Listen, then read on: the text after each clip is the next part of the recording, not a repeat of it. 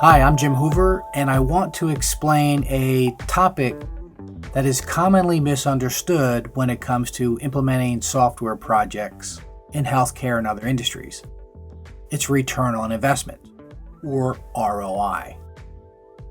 For my healthcare colleagues and friends, yes, ROI also means release of information, but let's not be confused about that with this video.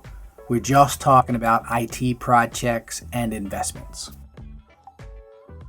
Return on investment is a common metric that helps determine if a project should be funded or approved. And it's based on how much capital is required for the project and how much capital will be returned as a result of doing the project. I do have to caution you though that ROI assumes the project will be successful. Even the best planned projects go awry. We have risk. The cost might be higher than we anticipated. Labor costs might be higher. People might not be available. We have to hire others.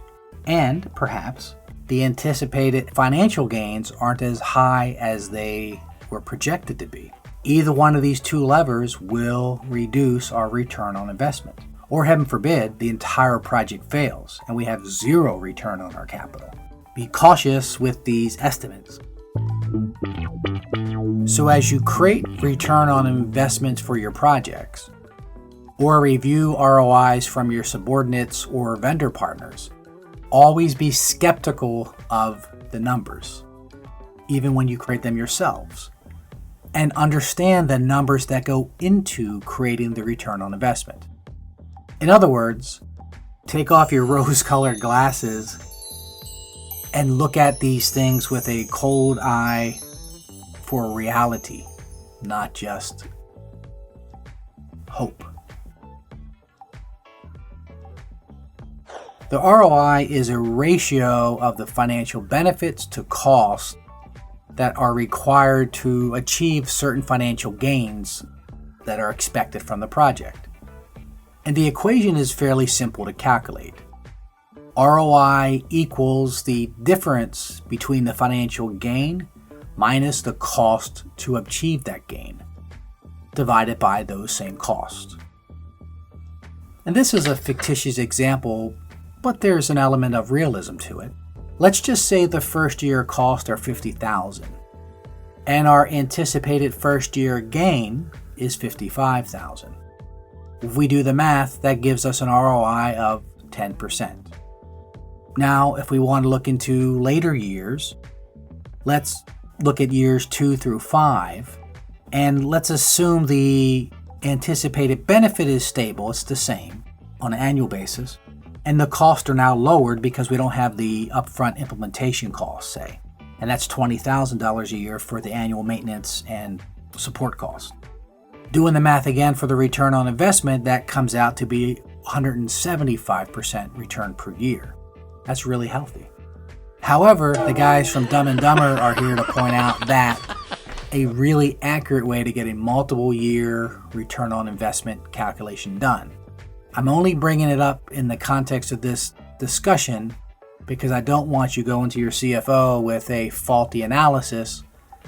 However, if you really wanted to figure it out, you could use the modified internal rate of return, MIRR, to then calculate what the actual return on investment is over multiple years based on each year's the cash flow in and out that are different will calculate your compound return on investment at the end of that lifespan of the project.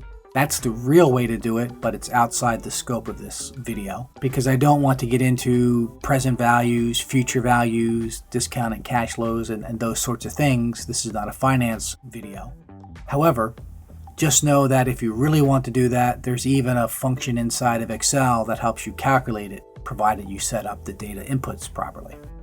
Let's consider different costs that might be in your cost data for the return on investment to ensure that we have some sort of realism in our estimates. It could be for requirements analysis, licensing fees, software maintenance fees, hardware acquisition or cloud cost, implementation and testing perhaps, software development, domain experts in the organization that need to help, Or marketing costs. How do we publish the presence of this new system for our staff?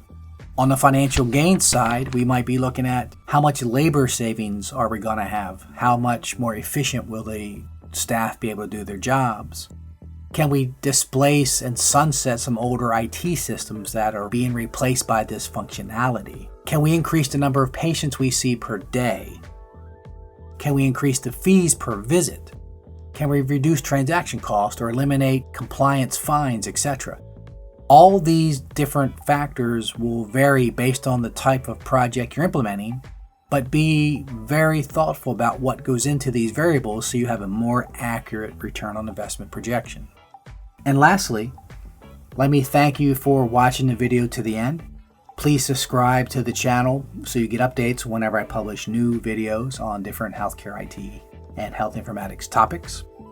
Or you can email me with any questions you have, artofpatientmatching@gmail.com. Thank you so much for visiting, and have a great day.